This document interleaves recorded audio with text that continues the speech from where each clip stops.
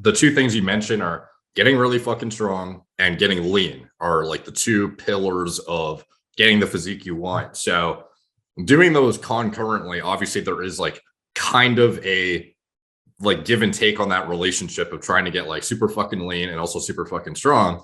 So when you were getting these PRs, but also maintaining like, borderline 8 to 10% fluctuating like constantly, do you think you could have got this peaked faster if you just like hovered closer to like 12 to 15% and then been able to cut down after and like reap the rewards of that progress in a shorter, more condensed time frame?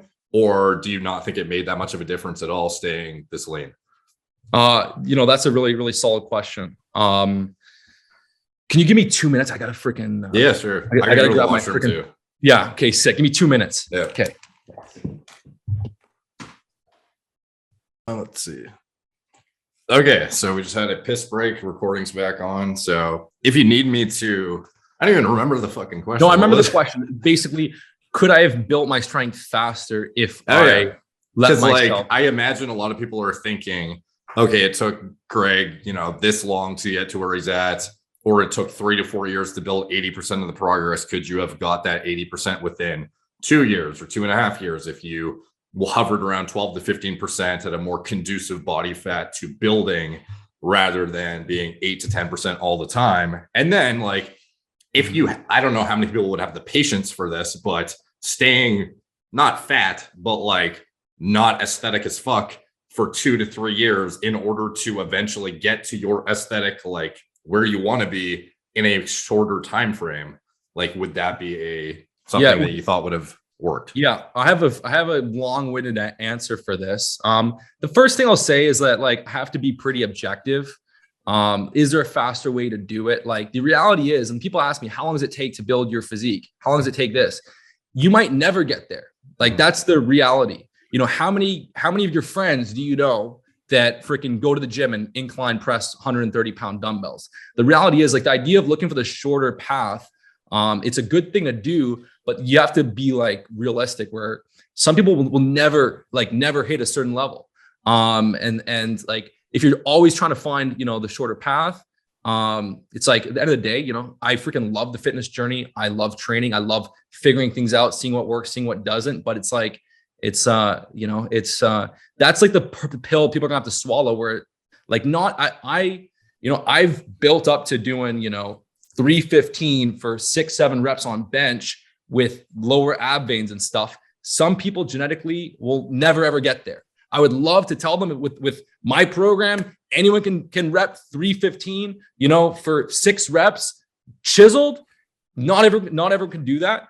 I definitely know I have, very good genetics for that. But as far as, my belief is that if your goal is to look as good as possible at 8% body fat, there's no benefit for deviating more than 2 to 3% from that.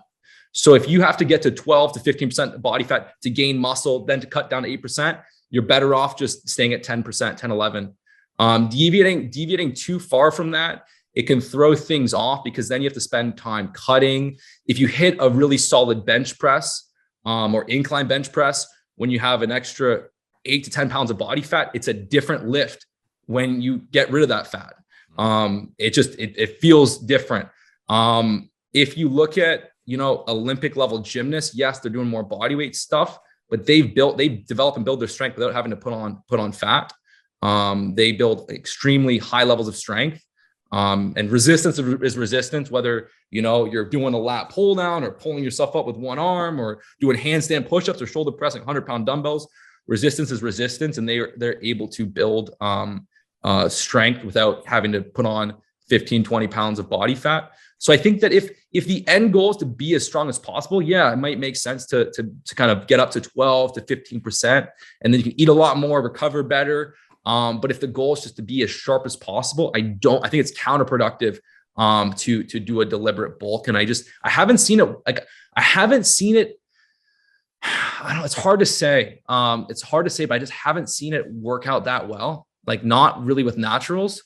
You always kind of end up like wasting your time. Like I've had a client that got hyper chiseled on my program, got pretty damn strong, and then got caught up in doing a big bulk up to 210, 215. And end of the day, he cut back right to where he was before with the freaking same strength.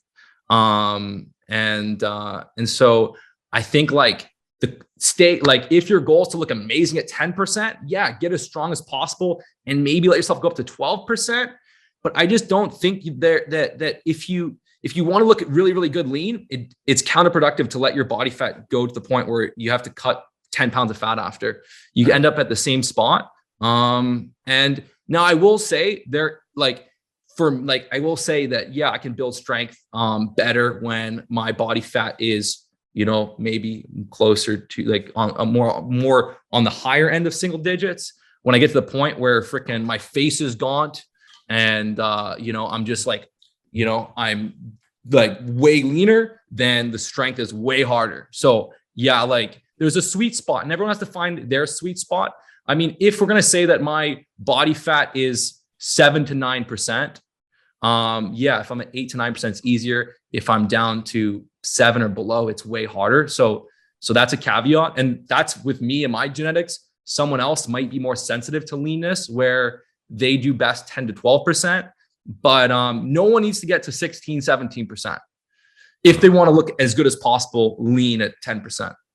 Okay. That's my belief. This is a good segue into talking about your testosterone levels and how you maintain good looking levels while being sub 10%, because most people think it's like a physical impossibility essentially.